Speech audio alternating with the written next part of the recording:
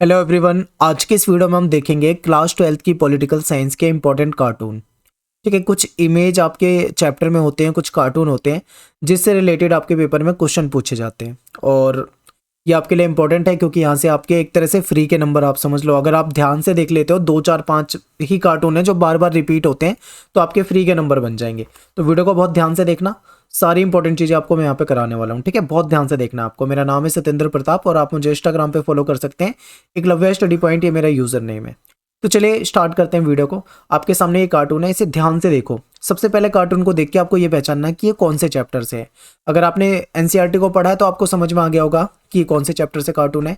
ठीक है, तो चलिए क्वेश्चन आपके सामने है। देखिए, सबसे पहले ये यही पूछा जाएगा आपसे कि ये जो कार्टून है ये किसके द्वारा बनाया गया है। ठीक है, तो जो एक बहुत ही फेमस कार्टूनिस्ट थे, इनका नाम था कुट्टी। ठीक है, ये कुट्टी इनका नाम है।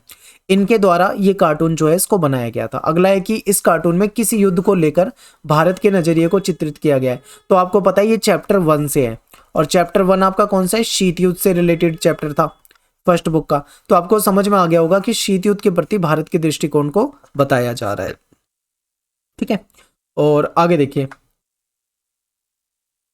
अगला क्वेश्चन है कि ये कार्टून कब का है। तो ये कार्टून उस समय का है जब सोवियत संघ को अंधेरे में रखकर अमेरिका ने चाइना से गुपचुप दोस्ती कर ली थी। ठीक है, चाइना, अमेरिका, सोवियत संघ, यहाँ पे यूएसएसआर। ठीक है, ध्यान से देखोगे तो यहाँ पे यूएसएसआर लिख रहा है, इनके यहाँ पे बेल्ट के पास यूएस लिख रहा है, और ये तो आपको शकल से चाइनीज नजर ही आ रहा होगा, ये चाइना है। तो अब देखिए यहाँ पे एक चीज ध्यान से समझिए, हुआ क्या था कि चाइना जो था, पहले इसने मुक्त द्वार की नीति नहीं अपनाई थी। ठीक है, ये अपने देश में ही व्यापार वगैरह करता था, बाहर से इतना व्यापार नहीं था इनका किसी से, ना इनके किसी से इतने अच्छे रिलेशन थे। तो ऐसे टाइम पे क्या हुआ, चाइना जो था वो यूएसएसआर के करीब था, क्योंकि आपको पता है दोनों ही जगह कम्युनिज्म वाली व्यवस्था थी। लेकिन चाइना और यूएसएसआर के बीच में अनबन हो गई थी 1960 के दशक के आसपास, आप पढ़ोगे एनसीईआरटी में। तो ऐसे में क्या हुआ था, एक समय के बाद चाइना ने गुपचुप तरीके से अमेरिका से दोस्ती कर ली थी। ध्यान देना, चाइना ने अमेरिका से दोस्ती कर ली थी गुपचुप तरीके से। ठीक है, तो वही इस कार्टून में दिखाया जा रहा है, दर्शाया जा रहा है। आई होप आपको समझ में आ गया होगा। यही क्वेश्चन आपके सामने जितने हैं ऐसे ही क्वेश्चन आपके पेपर में आएंगे। तो ये आपने समझ लिया। तो क्वेश्चन आपके सामने देखो, क्वेश्चन और आंसर ध्यान से देख लो, क्योंकि पेपर में आपके सामने क्वेश्चन होगा और उससे रिलेटेड 4 ऑप्शन देंगे। अगर आपने इन आंसर को ध्यान से देख लिया, समझ लिया, तो बस आप आराम से क्वेश्चन को कर दोगे पेपर में। ठीक है, तो ये आपके सामने है। चलिए अगले कार्टून पे चलते हैं, अगले क्वेश्चन को देख लेते हैं। कोई क्वेश्चन है तो ये अगला है कि ये कार्टून क्या दर्शाता है। तो ये कार्टून चीन और अमेरिका के बीच दोस्ती को दर्शा रहा है, क्योंकि चीन और अमेरिका कैसे गुपचुप तरीके से दोस्ती कर रहे हैं। तो ये आपको यहाँ पे पता लग रहा है। अगला कार्टून, ये बहुत ज्यादा पेपर में पूछा जाता है, इंपॉर्टेंट है, बहुत ज्यादा पूछा जाता है। ठीक है, तो देखिए ये नेहरू है, ये बीच में बैलेंस बनाने की कोशिश कर रहे हैं। एक तरफ है पब्लिक सेक्टर जिसको सार्वजनिक क्षेत्र कहते हैं, और दूसरी तरफ है प्राइवेट सेक्टर जिसको निजी क्षेत्र कहते हैं। तो इनके बीच में बैलेंस बनाने की कोशिश कौन कर रहा है? नेहरू। और ज्यादा भीड़ आपको कहाँ पे दिख रही है? ये जो पब्लिक सेक्टर है, सार्वजनिक क्षेत्र है, यहाँ पे ज्यादा भीड़ दिख रही है।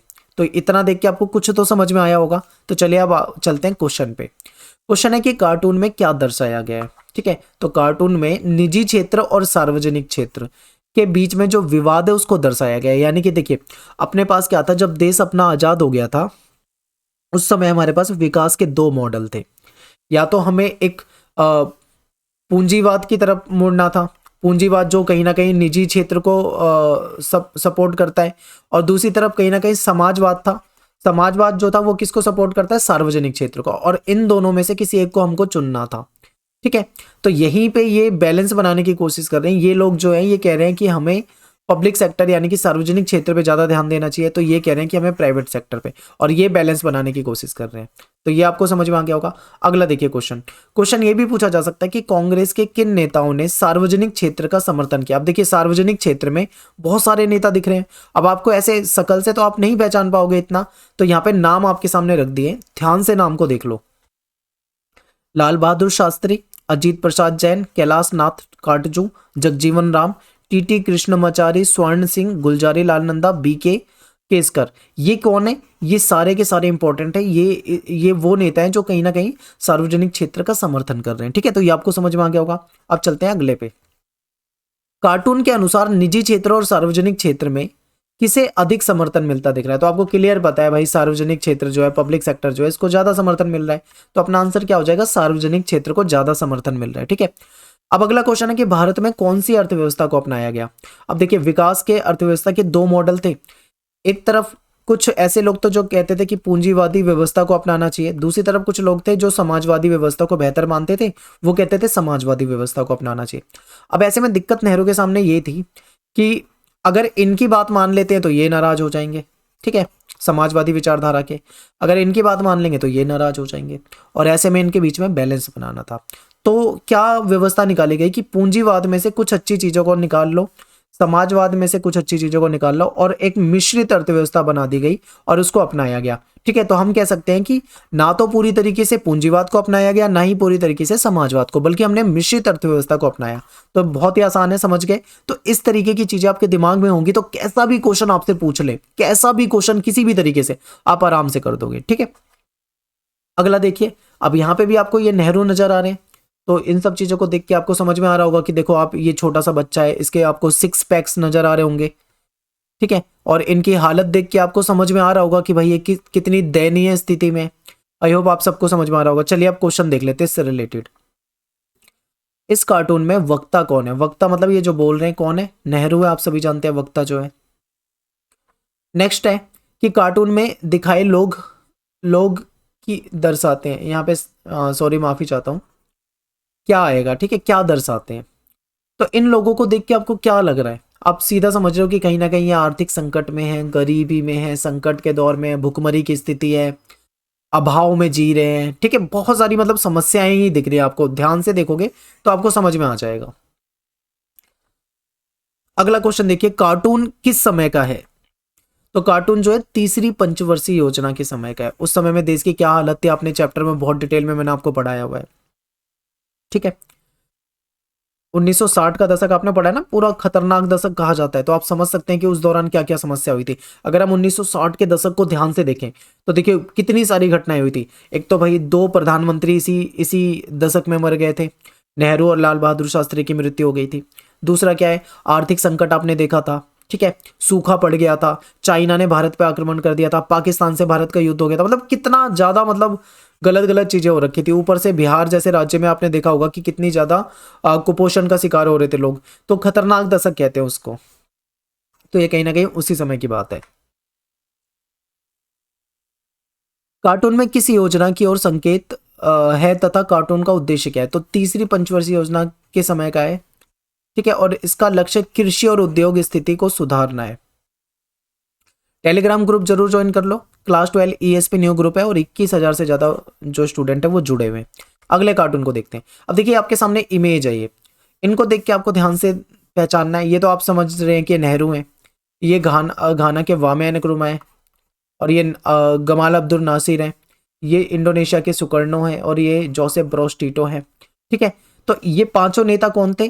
तो आप कहोगे कि गुट निरपेक्ष आंदोलन जो है उसके संस्थापक नेता हैं। अगर मान लो ये इमेज आ जाए, इससे रिलेटेड क्वेश्चन आ जाए, तो आपको ये पता होना चाहिए इमेज किसकी है, कौन है इसमें। ठीक है, ये पूछ ले मान लो कि बीच में कौन खड़े हैं, तो आपको पता होना चाहिए नासिर है, गमाल अब्दुल नासिर। ठीक है, अगला क्वेश्चन देखो, ये तस्वीर कब की है? यही वाली तस्वीर, तो ये अक्टूबर 1960 की है, और इसमें न्यूयॉर्क में जो गुटनिरपेक्ष देशों की एक संगोष्ठी थी उसके बारे में बताया जा रहा है। ठीक है, और ये देखिए ध्यान से, ये अपने ये जो दलाई लामा है, ये अपने जो अनुयायी हैं उनके साथ आ रहे हैं और शरण मांगी थी इन्होंने। ठीक है, तो ये इंपॉर्टेंट है, आपके सामने पेपर में आ सकता है कि इमेज दे देंगे और इससे रिलेटेड क्वेश्चन आपके सामने रख देंगे। तो ये आपको याद रखना है कि 1959 में दलाई लामा जो कि तिब्बत के नेता हैं, धर्मगुरु आप समझ लो इन्हें, इन्होंने भारत से शरण मांगी थी। ठीक है, तो इनको भारत में शरण दी गई थी, और ये हिमाचल प्रदेश में जो धर्मशाला नामक स्थान है वहां पर ठहरे थे। आगे देखिए, एक और आपके सामने इमेज दे रखी है, ये न्यूज़पेपर कटिंग है, ध्यान से देखो। ये आपको समझ में आ रहा है नेहरू हैं। ठीक है, ये इस रस्सी के बीच में कौन खड़े हैं? ये नेहरू हैं। और ये कौन है? ये चाइनीज सी शकल आपको दिख रही होगी, तो इसको ध्यान से आप देखोगे तो इनका नाम है माओ से। ठीक है, माओ से तुंग, ये इनका नाम था। तो देखिए हुआ क्या था, हुआ ये था कि चीन के साथ बात है 1960 की, 1960 में सीमा विवाद उठ गया था और नेहरू और ये जो तुंग थे इनके बीच में बातचीत हुई थी, लेकिन वो व्यर्थ साबित हुई, कोई समझौता नहीं हो पाया। तो यही आपको यहाँ पे बताया जा रहा है कि विवाद हो गया था। ठीक है, अब अगला देखो, ये आपके पेपर में लोगो है, ये लोगो आपसे पूछा जा सकता है। ठीक है, इंपॉर्टेंट बहुत ज्यादा है और पेपर में आता बहुत ज्यादा है, इसे ध्यान से देखो। तो सबसे पहले देखो ये लोगो जो है ये किसका है, तो ये आपको पता होगा कि ये जो लोगो है ये यूएनओ का है। ठीक है, और ये किसका प्रतीक है, तो आप बोलोगे ये विश्व शांति का प्रतीक है या शांति का प्रतीक आप इसको बोल सकते हो। ठीक है, देखिए ये संयुक्त राष्ट्र संघ का प्रतीक चिन्ह है। इस प्रतीक चिन्ह यानी ये जो लोगो है इसमें संसार का मानचित्र बना हुआ है, आप ध्यान से देख पा रहे हैं, और इसके साथ में जैतून की पत्तियां हैं। ये चारों साइड आप देख रहे हो, इधर दोनों साइड सॉरी, जैतून की पत्तियां दिखाई दे रही है, और जैतून की पत्तियां जो होती है वो शांति का प्रतीक होती है। ठीक है, यानी ये विश्व शांति का संकेत करती है। तो ये लोगो है, इसका समझ में आ गया होगा आपको। अब देखिए संयुक्त राष्ट्र संघ से रिलेटेड कई सारे क्वेश्चन आपके पेपर में आते हैं, जैसे कि यूएनओ की स्थापना कब हुई थी, तो आप बता दोगे 24 अक्टूबर 1945। ये भी पूछा जा सकता है कि भारत कब शामिल हुआ था, तो आप कह दोगे 30 अक्टूबर 1945 को। अगला क्वेश्चन है कि संयुक्त राष्ट्र संघ की स्थापना के समय जो इसका जो चार्टर था उस पर कितने देशों ने हस्ताक्षर किए थे, तो 51 देश थे। ठीक है, 51 देश थे, इन्होंने इस पे हस्ताक्षर किए थे। ये किसका उत्तराधिकारी है, तो लीग ऑफ नेशंस जो था उसका उत्तराधिकारी है। ठीक है, ये आपको पता होना चाहिए। अगला क्वेश्चन देखिए ध्यान से, एक तरफ है यूएनओ का लोगो और ये जैतून की पत्तियां कहीं ना कहीं शांति की बात कर रहे हैं, दूसरी तरफ क्या है, ये वॉर यानी युद्ध की बात चल रही है। यानी कि अगर बाएं हाथ से मतलब इस तरीके से नहीं माने तो फिर ये वाला तरीका अपनाना पड़ेगा। ठीक है, ये है। तो चलिए इसको ध्यान से देखते हैं क्या क्वेश्चन बन सकते हैं। कार्टून क्या संदेश देता है, तो ये विश्व के नियंत्रण करने के लिए सैन्य शक्ति का उपयोग का संदेश कहीं ना कहीं हमको दे रहा है। ठीक है, अब देखिए ये कार्टून संदेश देता है कि वर्तमान एक ध्रुवीय विश्व में अमेरिका की शक्ति पर अंकुश लगाने में जो संयुक्त राष्ट्र संघ है यूएनओ है वो सक्षम नहीं है। अगर कोई संयुक्त राष्ट्र संघ के आदेश का पालन नहीं करता तो अमेरिका जो है अपनी शक्ति का प्रयोग करके उसका पालन करवा सकता है, और अमेरिका का वर्चस्व यहाँ पे आपको क्लियर दिखाई देता है। ठीक है, तो ये हो जाएगा इसका आंसर, और यहां से रिलेटेड आपसे क्वेश्चन पूछे जा सकते हैं। अब देखिए एक बार देखिए क्या क्या यहाँ पे लिखा है, इन सब चीजों को ध्यान से देखिए। मान लो अगर ऐसी दयनीय स्थिति हो जाए, बेकार स्थिति हो जाए, नरसंहार हो जाए, ठीक है, तो ऐसे में क्या होगा, क्या संयुक्त राष्ट्र संघ ऐसी स्थिति में हस्तक्षेप कर सकता है, तो ऐसी स्थिति में अगर देखें, इतिहास को देखें, तो यूएनओ जो है हस्तक्षेप करना इसका लगभग असंभव हो जाता है। नाम के लिए तो यूएनओ है, लेकिन कहीं ना कहीं ये बड़े बड़े विवादों को नहीं सुलझा पाया है। ठीक है, और जो ताकतवर देश है अमेरिका जैसे, उन पे तो इसका बिल्कुल भी बस नहीं चलता है। तो यही आपका यहाँ पे आंसर हो जाएगा। आगे चलते हैं। इसके लिए संयुक्त राष्ट्र संघ के न्यायाधिकार में बदलाव की जरूरत है, क्वेश्चन मार्क। यस, बिल्कुल बदलाव की जरूरत है। ऐसी स्थिति से बचने के लिए संयुक्त राष्ट्र संघ के जो न्यायाधिकार है उसमें बदलाव की बिल्कुल जरूरत है, लेकिन ऐसे में अन्य देशों को भी मजबूती से आवाज उठानी पड़ेगी, तभी ऐसा हो पाएगा। ठीक है, अब देखिए ये कार्टून बहुत ज्यादा पेपर में पूछा जाता है, इंपॉर्टेंट बहुत ज्यादा है। ये सेकंड बुक का जो चैप्टर है उसमें से है आपका। तो कार्टून में दाईं ओर जो खड़े, ये लेफ्ट है और ये राइट है। ठीक है, तो ये जो राइट साइड में ये कौन से नेता है, तो ये वल्लभ भाई पटेल है। और कार्टून हमें राजा और जनता, ये जो बैठे हुए ना इसकी पीठ पे बैठे हुए ये राजा है, तो कार्टून हमें राजा और जनता के बीच किस तरह के संबंधों का संकेत देता है।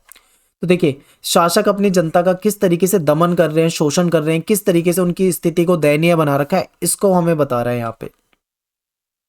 रियासतों के विलय में किसने महत्वपूर्ण भूमिका निभाई थी, तो आपका आंसर हो जाएगा वल्लभ भाई पटेल ने। ठीक है, और इंस्ट्रूमेंट ऑफ एक्सेशन में साइन करवा के रियासतों को भारतीय संघ में शामिल करवाया था। ठीक है, रियासतों के विलय में हमारे नेतागण कितने सफल रहे, तो सरदार वल्लभ भाई पटेल की चतुराई से रियासतों का भारतीय संघ में विलय हो गया था, लेकिन कुछ रियासतों के विलय में कठिनाई आई थी, जैसे कि आपको पता है कश्मीर, जूनागढ़, मणिपुर, हैदराबाद, इनमें बहुत ज्यादा दिक्कतें आ रही थी। ठीक है, और कुछ का विलय बड़ी आसानी से हो गया था, तो कुछ में बहुत ज्यादा दिक्कतें आई थी। ये सारे पॉइंट आपको ध्यान में रखने हैं। पूछा जा सकता है, मान लो पेपर में पूछ लेंगे बताइए कौन सी रियासत के विलय में कठिनाई आई थी, ऑप्शन दे देंगे, आपको पता होगा तो आप कर दोगे, नहीं पता होगा तो फिर नहीं हो पाएगा आंसर। ठीक है, अगला देखिए, ये नेहरू है और यहाँ पे आपको देखो ये स्टेट की मांग कर रहे हैं, यानी राज्यों की मांग कर रहे हैं। ठीक है, अलग अलग भाषा के आधार पर राज्यों की मांग चल रही थी, आपने चैप्टर में पढ़ा है। तो देखिए कार्टून में बीच में जो बैठा हुआ नेता है वो कौन है, तो जवाहरलाल नेहरू। कार्टून किस घटना से संबंधित है, तो भाषा के आधार पर जो राज्यों की मांग चल रही थी उस विवाद को लेकर ये कार्टून यहाँ पे दिखा रहा है। रियासतों के विलय में किस नेता ने चुनौतियों का सामना किया था, तो वल्लभ भाई पटेल ने, ठीक है, महत्वपूर्ण भूमिका निभाई थी। और किस घटना ने राज्य पुनर्गठन आयोग की स्थापना को विवश किया, आपको पता है आंध्र प्रदेश में आंध्र प्रदेश राज्य की मांग के लिए जो आंदोलन हुआ था जिसमें श्री रामुलु की मौत हो गई थी 56 दिन की भूख हड़ताल के बाद, उस इस घटना ने क्या करा था, विवश किया था कि भाई बना दो एक राज्य पुनर्गठन आयोग। ठीक है, तो ये आपका आंसर हो जाएगा। राज्य पुनर्गठन आयोग कब बना था, 1953 में, और यह अधिनियम कब आया था, तो 1956 में। ठीक है, तो ये भी आपको याद रखना है। देखिए इसको ध्यान से देखिए, इस कार्टून का संबंध किससे है, तो राज्य पुनर्गठन आयोग से, क्योंकि राज्य पुनर्गठन आयोग जो था उसके सामने समस्या बहुत बड़ी थी।